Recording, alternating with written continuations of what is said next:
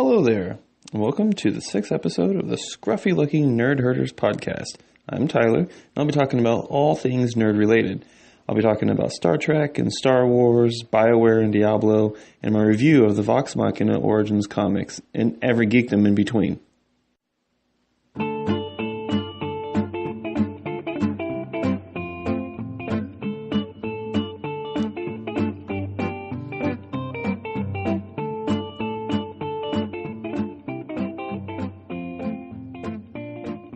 Alright, starting out with Star Trek.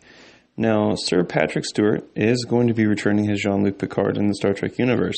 It'll be a standalone new Star Trek show, different and separate from Star Trek Discovery. Now, personally, he was my favorite captain in Star Trek, and The Next Generation was my favorite Star Trek show. But I'm also hoping more characters will be reprising their roles in the future, like maybe get like some Riker or maybe have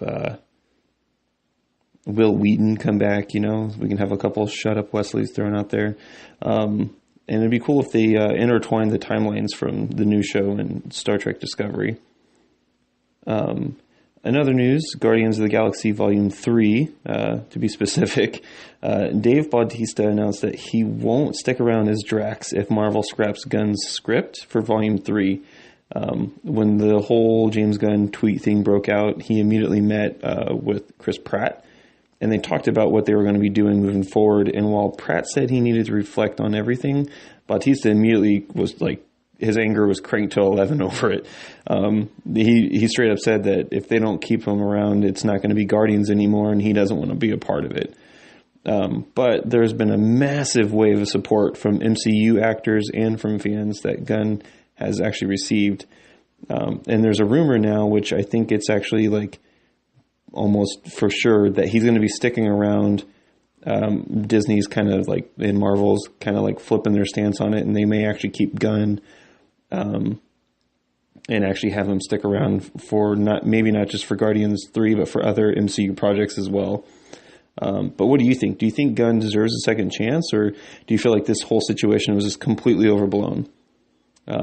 I personally, I kind of feel like it was a little overblown. I mean, the guy, you know, they were 10-year-old tweets. I mean, I'm not the same person I was 10 years ago, but, I mean, I wasn't making jokes like what he was making, but I also know he was also trying to be one of those like edgy edgelordians, you know, like, but it doesn't excuse it, but he has apologized for it and he's owned up to it. So I don't know. We'll see. This is interesting. Another Marvel or other Disney news, I should say, rather. The Star Wars live-action TV show. Now, there's been a major rumor going around that this Star Wars TV show will be taking place on the planet of Mandalore, and it will follow Mandalorians as the main characters. So this is exciting news for me because, as I've said in previous episodes, I love Mandalorians. They're definitely my favorite thing from Star Wars, not even just like Boba Fett or Jango Fett, but like the Knights of the Old Republic, you know, the Mandalorians in those games and in the comics, they were some of my favorite characters. But I don't know if this will be following Boba Fett or not, because I know the live-action TV show will take place post Return of the Jedi, and I don't think they've like officially announced whether or not if Boba Fett is still alive. But I think it would be pretty rad to bring him back. I just know, bottom line, I'm just stoked that there's the possibility for a Mandalorian TV show. Star Wars Episode 9. Another Star Wars rumor is that Episode 9 may actually be split into 2 separate movies because the runtime is going to be so long. I sincerely hope that isn't going to be the case, as this really only works for storytelling like Infinity War, where it's been, you know, movie after movie building up to something like that. You know, Harry Potter did it, Hunger Games did it, and splitting the movie and having it come out a year apart from each other, to me, it personally just screams like an easy way to make a buck. You know, if they take like the Lord of the Rings route, doing a theatrical release that's just under 3 hours or so, but then do an extended version for the home release, you know, DVD, Blu-ray, that I can get behind. But, you know, splitting a movie in half and then, you know, having it come out like a year down the road, I don't know. To me, I kind of feel like that puts a hiccup in the storytelling. I know some people don't feel that way. Some people, give me more. But I mean, if they can make a 3-hour-long movie, I feel like that'll suffice. Like, it doesn't need to be a 6-hour-long movie. So in other news, just wrapping up real quick, Ruby Rose has actually been announced to be cast as Batwoman on the CW, and the Arrowverse crossover event will take place this December. From what I've seen on any website that's posted on it, or even on social medias, the internet seems pretty split on it. I don't really have much frame of reference for Ruby Rose. I thought she did okay on her character on Orange is the New Black, and I haven't seen her in anything else. So, I mean, I can't really say for sure, but I'll be honest, her acting seems better than what I've seen on any Arrow or any other DC CW show. But like I said, we'll see this December how well she can pull off the character of Batwoman. And wrapping up, movie and TV show X-Men and Fantastic Four. Now, Disney said they will continue to develop X-Men and Fantastic Four movies amidst the 20th Century Fox buyout. They haven't revealed specifics on what exactly they plan to do, but they said they are definitely going to be a part of the future phases. So that's pretty good news. I know a lot of people were worried about it, and I know people, they kind of, they think Disney has a monopoly on the movie industry right now, but I'll be honest, I think it's cool that the X-Men and Fantastic Four are coming home back to Marvel. Because then we can get cool crossovers like Avengers versus X-Men and stuff like that. All right, so moving on to video games. BioWare has announced that they are going to be working on Dragon Age and Mass Effect still. I posted this on Instagram last week, so I'll elaborate more on it here. These two games are probably the two game series, two franchises that I've played the most. I played Mass Effect 1 roughly about 20 times, Mass Effect 2 10 times. I know Mass Effect 3 at least 4, maybe 5 times. And I played Dragon Age 1 at least 10 times and Dragon Age 2 5 different times. Here's a small confession. I haven't finished my game save for Dragon Age Inquisition, and I haven't even started Andromeda yet. But this is just exciting news for me because I love those games so much. And BioWare, despite what people think about Andromeda, I know that they put a lot of time and effort, and these people create such an amazing worlds within their games and their storytelling. They did with like Knights of the Old Republic, Jade Empire. These games were fantastic. I loved them. I don't know. I feel like the franchise's future for Mass Effect and maybe even BioWare as a whole is resting pretty heavily on whether or not Anthem can perform pretty well. And I know there's like a huge anti-BioWare. There, people are not going to be playing Anthem. But I mean, if it's a good game, guys, go out and buy it. I'm just afraid that eventually they might turn Mass Effect into a Destiny clone instead of keeping it how it was with the Shepard's trilogy and with Andromeda. But BioWare was pretty vague on the details, so this could also just be like a Netflix show, like an animated show like Castlevania, or it could be a comic book for Mass Effect. I don't know. We'll see, though, because they did say that we'll see more on these like sometime later this year. In other news, I also posted this on Instagram, but I'll elaborate it more on this episode.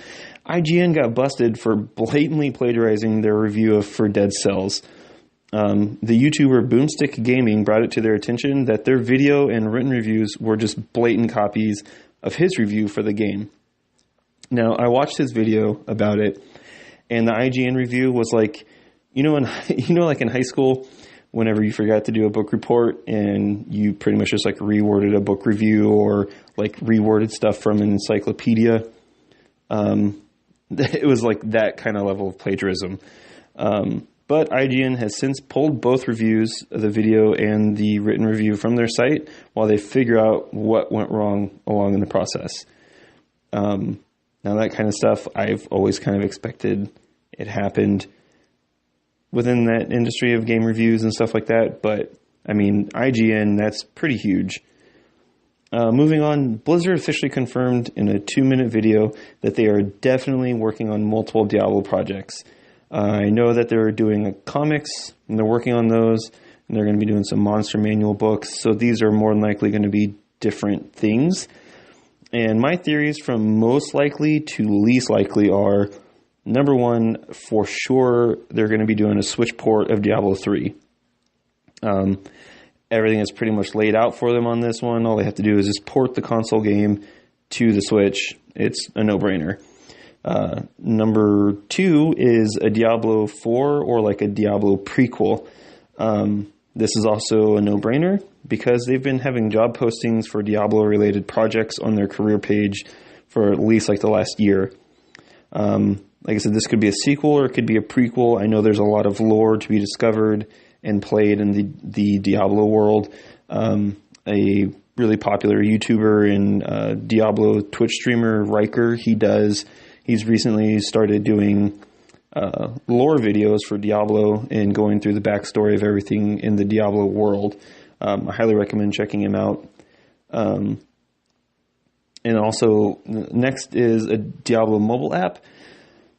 Now, whether or not it ends up being some kind of game or a link for managing your characters for Diablo sequel, I'm not sure, but I have a feeling they might eventually do some kind of mobile app. And the next would be a possible Diablo 3 expansion. Like I said, it's possible, but I'm pretty sure that the game itself has been moved over to Blizzard's Classics division, which is pretty much just like basic maintenance. But I could be mistaken, I'm not sure, so I'm about 50-50 on whether or not that's even possible. Next possibility would be a Hearthstone expansion. It's pretty possible, because I don't think a standalone Diablo card game would be profitable for them, since they already have one, but I feel like an expansion is pretty likely.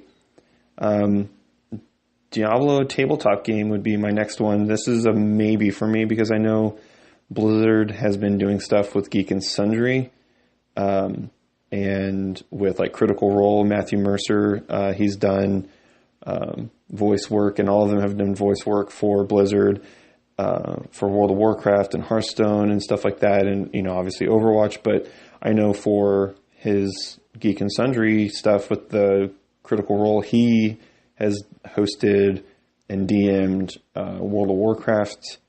I think it was on like the Celebrity D&D, I think is what it was. And he did a Hearthstone tabletop one as well, like a one-shot. And I do know Blizzard released back whenever Diablo 2 first came out, they released a D&D campaign setting when it first released. So if they were to do one for Diablo altogether, I feel like it could potentially do well. There's, like D&D is really popular again right now. I feel like it could do really well. Now, these next two I'm going to discuss about Diablo possible projects.